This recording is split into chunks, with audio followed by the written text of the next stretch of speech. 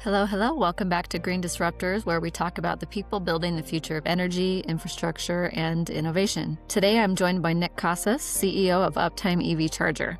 Nick has spent nearly two decades in the energy space across multiple sectors, and in the conversation, we get into what it really takes to deploy EV infrastructure at scale. We talk about why EV charging is not as simple as plug and play, and how enterprise customers actually make rollout decisions, and what separates healthy growth from hype in the changing market, and also why listening to the customer matters more than chasing the newest shiny thing. We get into AI, power constraints, mobile charging, battery-backed solutions, and the kind of innovation that happens when you're solving real operational pain. And I did get a little indulgent, so apologize if you're not a big music fan. Maybe you should fast forward through some of this. Found out we had a big common belief in giving our children a good music education, so we did talk about that too. And I didn't have the heart to edit it out, but I hope you enjoy my conversation with Nick Casas. Hi, Nick. Thanks for joining us on Green Disruptors today. Hello, hello. I was joking because you and I had a connection over music, and I think we could easily record a podcast about that, but we had to steer ourselves in the right direction and talk about what we came to talk here about. So it's going to be hard, but we can do it. I know we can do it. Okay, so tell us a little bit about who you are professionally. So Nick Casas, I'm the president and CEO of Uptime EV Charger. I've been in the energy business for a little over 18 years and in different positions, all supportive of management, and gone through the SPAC process, microgrid process, EV charging process.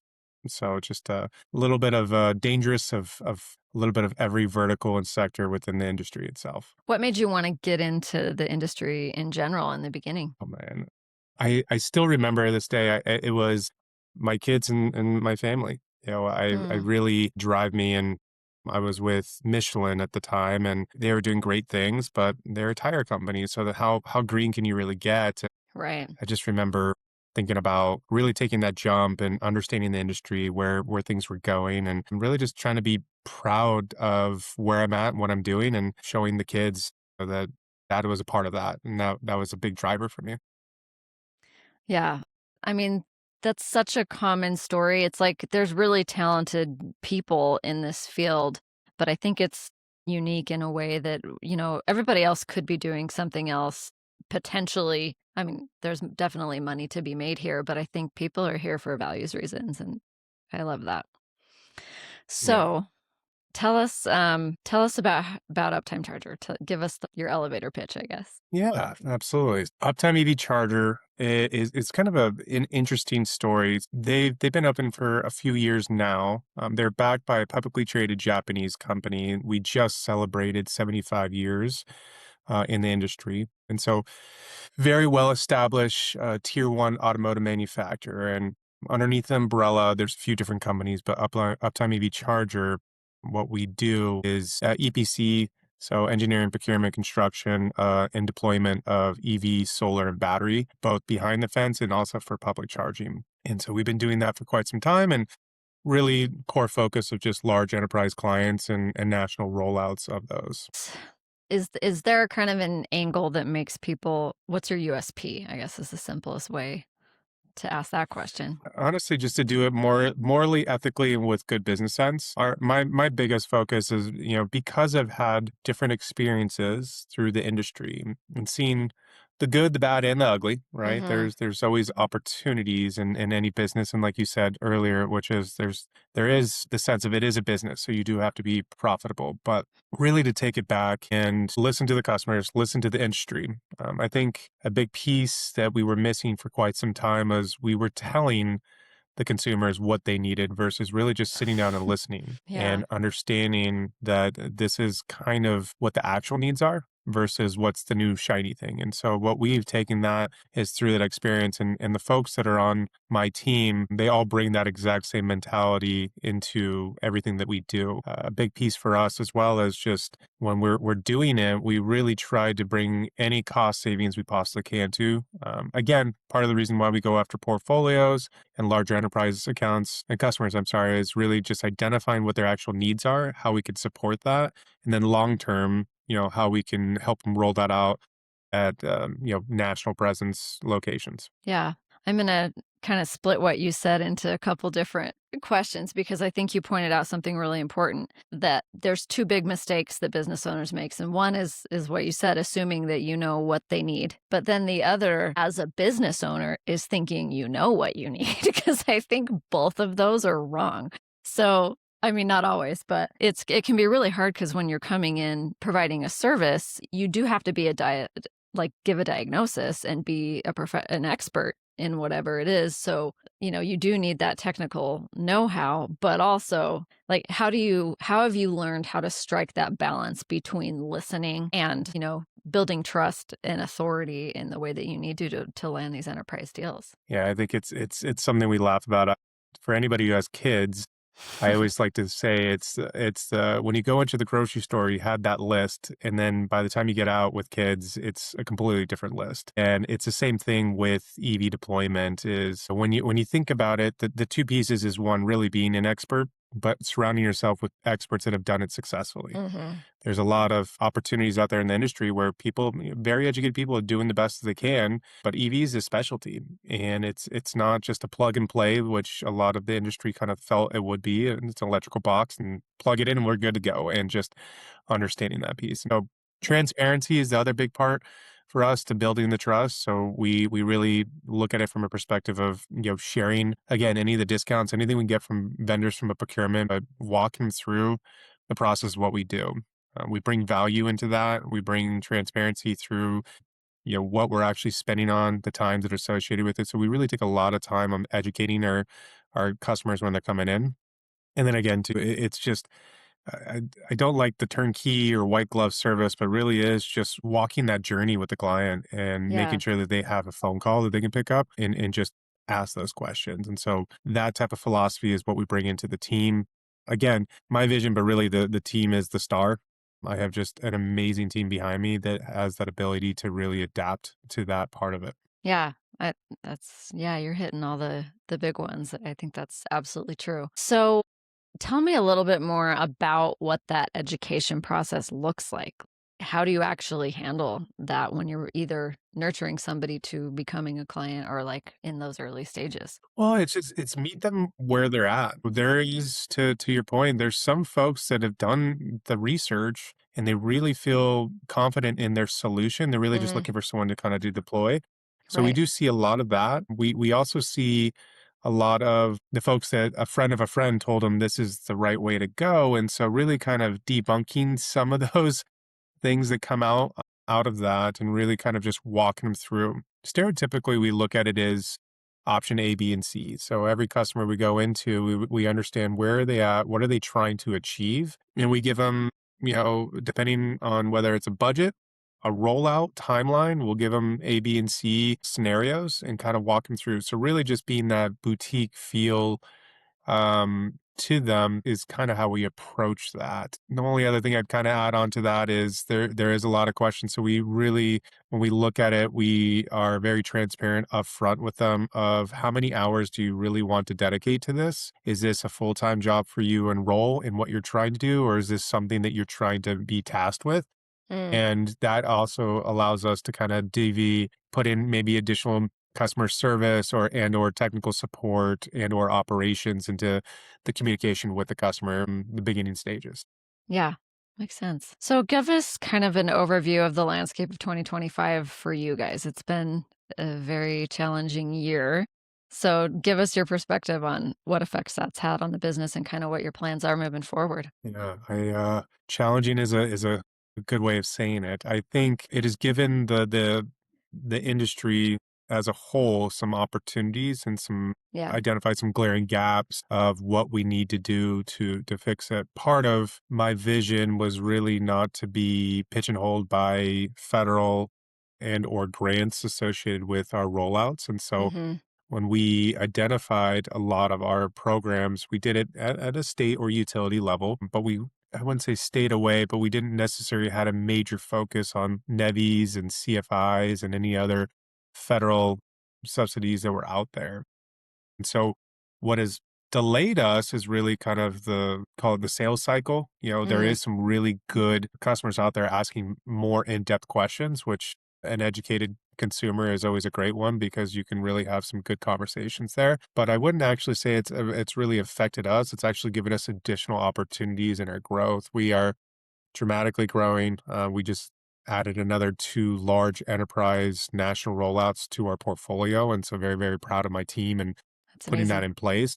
So where others are, I wouldn't say shutting down or slowing down, we're treading our path forward and doing it at the rate that we wanted to. How much do you think of that is mindset? Ooh, a lot. Just it's really, really difficult because the folks that are in the industry, we can speak the same language, we can understand the heartburns, but what we have to kind of do is take a step back and look at it from the outside in. I know she's not on it, but my wife is generally speaking, I'll use her as a sounding board, and she comes from a consumer side of it of, EV deployment experiences, what that looks like, and really where I think the change, quote unquote, in consumer purchasing as well as fleet purchasing has changed over the past year. We kind of force fed a lot of folks into adoption and whether they liked it. And so they had to really adapt fairly quickly. And I think now folks are actually having the opportunity to make that decision themselves, and there's still growth coming out of that. So that's the good thing, and it's healthy growth. So with that,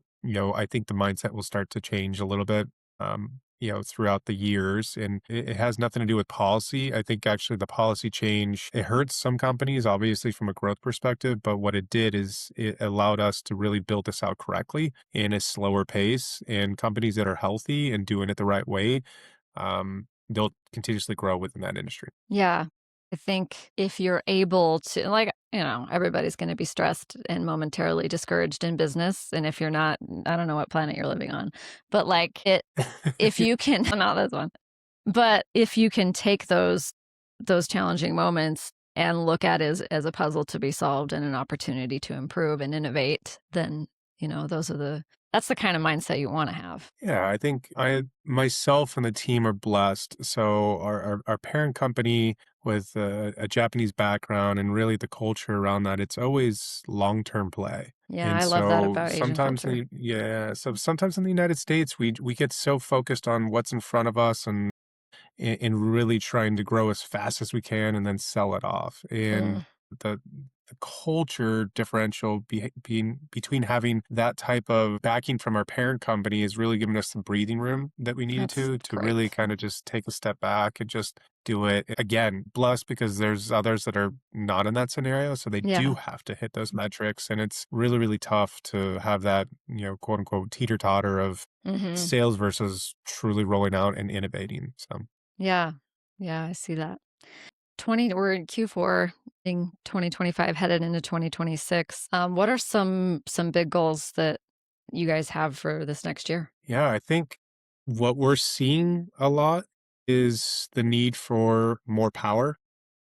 Yeah, no That's doubt. a big, big piece that we've always had that heartburn, but the industry is, at least from utilities as well as consumers, they're really trying to adapt. We really see a lot of utilities trying to create either different types of programs for power generation and or supporting, Efficiency. EV adoption, whether it's, home, multifamily and or other. What we're looking at is, how do we support that initiative? And so some of it is we have an entire R&D team that does product development. And so we've seen a lot of batteries have gone out. We've seen a lot of mobile charging that's gone out. What we're looking into today is a couple different versions. We call it a hybrid skid, which, I think what we're seeing a lot that gets skipped over is a lot of logistics and or commercial businesses that don't own the property. And Mm, so they don't necessarily want to adopt because they don't want to spend $1 million in upgrading their facility that's not theirs just to operate some fleet EV vehicles. And so we're developing some additional pilots right now for a hybrid solution for folks that don't own the property and have the ability to make that mobile, but it is, internally permanent. The other one we have is it's mobile battery systems. And the mobile battery systems are on for resiliency. So we're using that really for folks that are either adding additional EVs and just don't have the power to do it. So it gives them the ability to feed that, and or folks that are already utilizing solar and they're looking for some type of microgrid solution with battery systems. And so yeah. we're also, doing R&D and piloting that.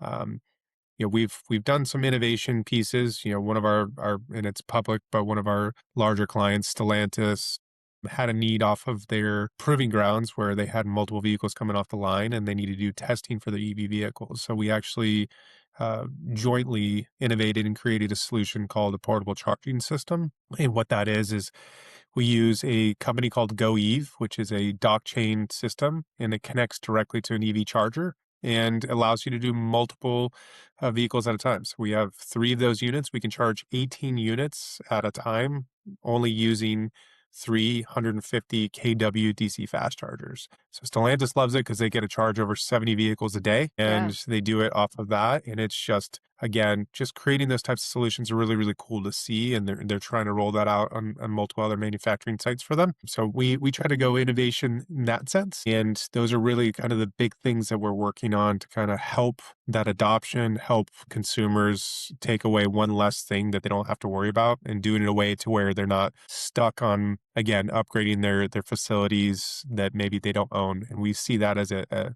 huge opportunity in the industry. Well, and that comes back to what you said in the beginning of listening to your market. It's like you Yeah. keep running into the same pain points over and over again. Seems like we need to innovate a solution for that. So, what do you see as maybe the biggest bottleneck of the moment or the next 6 months? I think it goes back to how everyone's feeling about the EV market is the Hmm. bottleneck right now. Policy change did put a deterrent. You're seeing new companies pop up and other ones going down. And so I think solar was kind of that prime example where folks just felt like solar was just another piece of everyday life. And you're seeing a lot of these companies, going under and, because of certain policy changes put in place. And so there's an uneasiness on rollouts at a large scale. And so I think the bottleneck is really just time for the dust to settle and time for folks Yeah. to really identify what the right things were to do. Solar was always, a piece where you see it everywhere. And I'm born and raised in Southern California, it was everywhere. So what I kind of feel like in the industry today, at least in North America, the bottleneck is really just education and finding the right folks that are looking to roll it out for the right reasons. Yeah. So a little bit Which, slower decision making. yeah, that's definitely a common and unique challenge at the same time because you have to be able Yeah. to find your right people and hone in on what the thing is that's gonna build that trust, like we said. Yeah. So, kind of change of topic, but are you okay talking about AI for a minute? Love it. Okay, so tell me, are you guys doing anything to adapt AI in your business? We are. So AI is something that can be used. It is not the evil plan of rolling AI that some folks kind of look at it. We Yeah. adopt AI. We've been doing it for quite some time. So in our R&D side of the business as well as on our technology side of the business. So we have a subscription model where we do remote monitoring for units throughout the United States. We have a Mm, couple thousand we manage and monitor today. And so AI is a big piece of that yeah. for us. So it allows us to minimize the downtime, give good communication back over to our customers. It also allows us to get some clear data and metrics that we needed to in the industry. What is considered uptime for one customer may not be considered uptime for another. And so be able to really use AI to help support some of those pieces is a big piece for us. We also use AI and integration of AI into our product sales. And so we definitely use AI as a big portion of our business and a big supporter of what we're trying to build out for the future. So we are a fan. I think there's some really cool things that are out there right now, and people just need to get a little more comfortable with it. Yeah. I mean, this is my take on it because, like, AI can do all the things that none of us want to do. Like, who wants to answer an inquiry at 8 p.m. on a Saturday? Not me, like, but the AI AI can. does not fold my kids' laundry. So until it does that, Well, it doesn't do all of well, the things right like now. Yeah, I'm folding laundry at 8 p.m. I can't do two things at once. So, yeah, it's true. yeah, so I view it that way. It's like we're going to be able to leverage it so that we're doing higher level work that's more intellectually interesting. And so we're not going to feel like drones at work anymore. And like you said, there's just data that was just too expensive to get before because of the amount of man hours that you would need for that data. Yeah, huge fan. Obviously, I'm implementing it as part of my offers in my business as well. So it's it's crazy because it's still early days, and I think that there's going to be what it's able to do 5 years from now will probably blow us away compared to what it can do now. Mhm. But I think if you haven't started figuring out ways to optimize your business with it, you're already kind of falling behind. I don't know. Yeah, I think we challenge it. So we're going to be internally doing some AI training for multiple cross training between different departments to see where you can implement AI, how does it work, and can it make us more efficient? So I challenge the team to always be innovative, and AI is just a huge piece of that. And I agree with you. What we see today is just a glimpse of what it's going to look like in the future. That being said, where were we 5, 10 years ago? So it always is ever changing, and AI Yeah. is a big piece of that. But you could say that 10 years ago with EVs, I think there was what Nissan Leafs and a few, Yeah. Oh, it's come so few other, far. other vehicles. So, Yeah. to where we're at today, it's pretty cool to see too. Totally. Yeah, I'm an optimist at heart, and I find it all exciting, but, I can Yeah. see why people get nervous. So, is there any kinda big note you wanna end on here? No, I look. You want to go talk about music? We can go that route if you want. Well, maybe we can give people context if they're like, "You're not sharing any of the fun part with us." So, your son plays was it saxophone? Barry sax. Yeah, Barry saxophone. Yeah, Yeah, and I which grew up as a band kid, so that's, like, my thing, and you can see my guitars. My daughters are in musical theater, and we're all like taking voice lessons together right now, which is super fun. oh, Yeah. And so I don't know, it brings, whenever I'm feeling like burned out with the business, if I go do something with music or creatively, I swear it gets my energy back up every single time. I love it. Yeah, mine, and we talked about it, but so my growing up, my father every Sunday was we chose a vinyl, and my older brother and myself would fight over it, and we'd listen front and back, and it was always any type of live music. But I will give a testament to my father. I was definitely introduced to every bit of piece of music you could think about. So we had Motown to Jimi Hendrix to my very first concert was Santana. So dates me a little bit there, but yeah, we just always do that. And so we always do that in our house as well. And my son loves music, and we're based in Charlotte, North Carolina, my family. And so there's a very Yeah, large it's a good music music. town. Yeah. And so my son just adopted it and loved it. And again, you don't want to hear me sing. So I'll give him the Barry saxophone. But outside of that, it's just really, really cool to see. Yeah, and it is. It's extra special, like parent to child. I definitely bonded with my dad over it. He's the one who taught me the guitar, and him and my brother and I play. But like I still to this day, all my favorite music is the stuff we listened to together when I was young, and he had a bunch of vinyls as well. And it's I can't get my kids to love the things I love. They're stubborn. They're like, we only listen to uh, Broadway. And I'm like, okay, that's an interesting choice. I mean, I That's like a good it. I like choice. theater too, but I'm like, how did my kids become obsessed with this? But anyway, Our motto in our house is always old to new. And so if there is a book, you have to read the book before you watch the movie, and you have to watch the original movie before you have the remake. ooh, I like that. We've done that with everything. And so my son actually has a boombox, and my father still sends mixtapes to my son, and That is so cute. I love even that. even the game systems. My son went from I think it was Nintendo to Super Nintendo to Nintendo 64 and Sega Genesis, and same with my daughter. So we try to instill just technology in life in general, and just kind of enjoy those little pieces. Yeah. Yeah, pretty I cool. my motto's not working as well as yours because I say a good song is a good song. Like, it doesn't matter how old it is, it doesn't matter what genre, a good song is a good song. So, like, I want you to be able to I appreciate good musicianship, but I agree. I agree. I would say my son is a little different now, and I agree with you. But he went from his very first concert a few years ago was Green Day, so it was nice. proud moment Love that. for dad to go and enjoy it with him. But now he's listening to Limp Bizkit, so that is a different transition. But yeah. But I have Demon Hunters with my 8-year-old Oh daughter gosh, so and much. singing Kids Bob, so that's a big one. So. We did a family demon hunters costume for Halloween, so we are bought in. Every morning I have to play it as a starting song for my daughter, so yes. I mean, if it's going to put her energy in the right place in the morning, great. We do it. Yeah. Yeah. All Just let me right. have my cup of coffee. Yeah, okay, this will be my last thing and then we'll end. But my 9-year-old now, she is like a morning person, which like she's the only one in the family. So we're all like, what is happening? But she sings the whole time she's getting ready for school and not just like humming, like belting. She's like, Oh my gosh. it's equally annoying. And like, I know I'm going to miss it so much when she doesn't do it anymore. I know. So, but I'm like, well, I'm awake now. Thank you so much for that.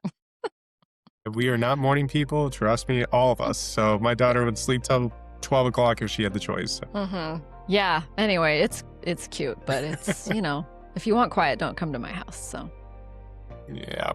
anyway, well, this has been so fun. Thanks for sharing. You definitely have some really key business insights that I think everybody can take away. So I appreciate you coming on. Yeah, thanks for having me. We appreciate it. Okay. All right. Let's stay in touch. Bye. Okay. Thanks so much for tuning into this episode of Green Disruptors, Scaling the Future. I really enjoyed this conversation with Nick because it was such a grounded reminder that scaling new technology is never just about the technology. It's about trust, education, timing, execution, and really listening closely enough to solve the right problem. If this episode gave you something to think about, share it with someone working in EV infrastructure, clean transportation, fleet electrification, or energy innovation. And if you're enjoying Green Disruptors, make sure to follow, leave a review, and share it. It really helps more of the right people find these conversations. This podcast is brought to you by Mountaintop Social Marketing. See you next time.